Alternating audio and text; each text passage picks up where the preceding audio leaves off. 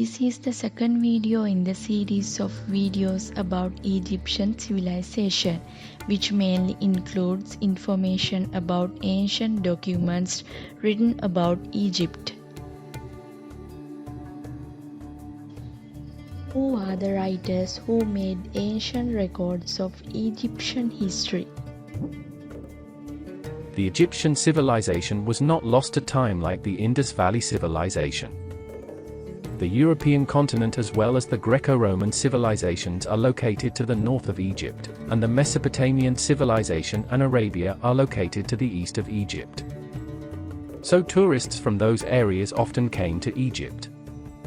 Another factor that led to the arrival of tourists from those regions to Egypt was the fall of the Egyptian civilization in the last phase of Persian and Macedonian invasions. Due to this, travelers from the above areas came to Egypt from time to time and reported what they saw, and those reports are considered very important documents in studying the ancient history of Egypt. Herodotus, Manetho, Diodorus, Strabo, and Pliny the Elder are prominent among those who compiled such important documents. What kind of person was Herodotus? What information has he presented about Egypt? Herodotus, known as the father of history, is believed to have been born in the city of Halicarnassus in Asia Minor between 490 to 480 BC. He loved traveling and compiled a long book based on his experiences in Egypt, Athens, and Italy during his lifetime.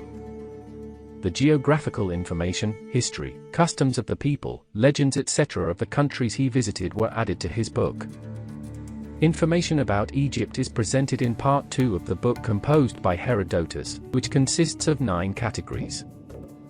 In addition to the things he heard and saw while gathering information for his book, he often discussed with the priests in Egypt and asked for information.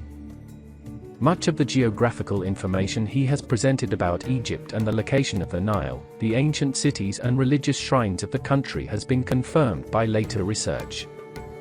Herodotus came to Egypt around 450 BC, and he mentions in his book about the priests, religious beliefs, domestic animals, trees grown in Egypt, their religious ceremonies, relations with the surrounding countries. He said that the priests in that country presented him with a long list of past kings. Herodotus observed the site of the pyramids at Giza and offers a fascinating account of the mummification of a corpse. Herodotus' report is important in studying Egyptian history as the first foreigner who went to Egypt in the BC period and saw its condition firsthand. What facts did Manito write about Egyptian civilization? After Herodotus, another writer who recorded the situation in Egypt was the priest Manetho. There is no exact information about Manetho's birth and death, but it is accepted that he composed his work in Greek during the time of Ptolemy I, i.e. 305 to 285 BC. Manetho was a priest of Sebennytos in the Nile Delta region. Therefore, Manetho can be introduced as someone who had more understanding of Egypt than the traveler Herodotus. His experience as a priest as well as his knowledge of reading Egyptian characters and the Greek language may have helped him in the compilation of his book. Manetho wrote 8 books. Among these books, the book he wrote about Egypt called Egyptiaca is a very important source for studying Egyptian civilization. The book is divided into 3 parts according to the dynastic chronology of Egypt. Manetho's greatest work was the compilation of a complete list of the kings of ancient Egypt. In his book, this list of kings is divided into 31 dynasties. Which book contains information about the history and culture of Egypt written by Diodorus? The name of Diodorus Siculus is important as a Greek writer who came to Egypt around 59 BC and wrote a book about the country's history. Around 60 to 30 BC he compiled a large book called Universal History with 40 categories.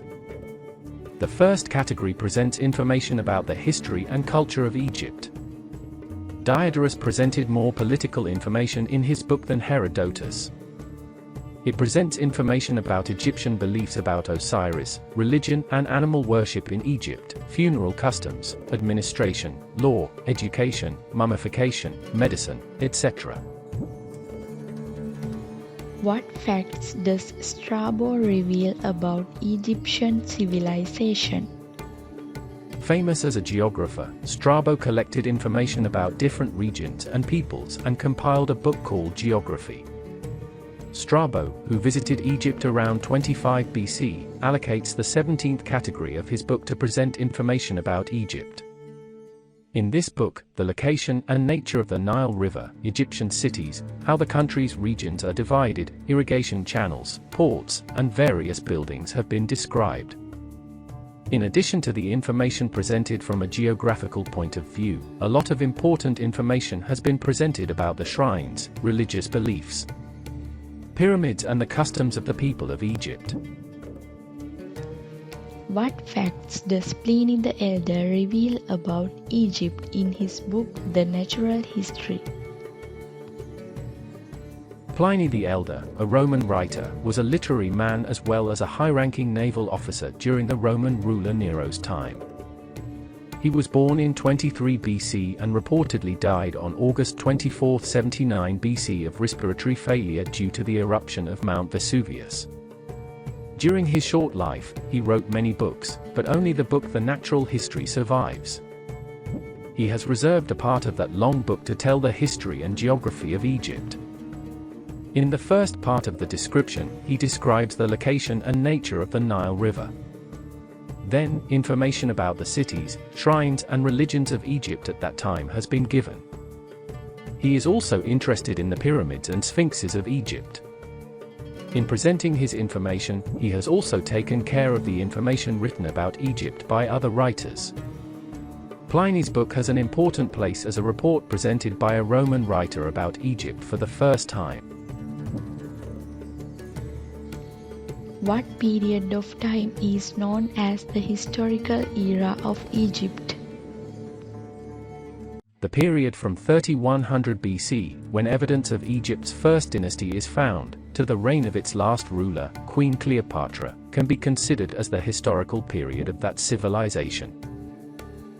The historical period of Egypt lasted as long as 3,000 years. Therefore, it is not an easy task to study Egyptian history by taking each ruler or dynasty separately. For this reason, the historical period of the Egyptian civilization is divided into several stages and studied in consideration of the peculiarities of each period. Among them, the oldest and simplest classification is to divide into three periods: the Pyramid period or the Ancient period, the Feudal period or the Medieval period, and the Imperial period or the Modern period. For ease of study, what are the main stages into which Egypt's historical period is classified? The historical period of Egypt lasted as long as 3,000 years. Therefore, it is not an easy task to study Egyptian history by taking each ruler or dynasty separately. For this reason, the historical period of the Egyptian civilization is divided into several stages and studied in consideration of the peculiarities of each period. Among them, the oldest and simplest classification is to divide into three periods: the Pyramid period or the Ancient period, the Feudal period or the Medieval period, and the Imperial period or the Modern period.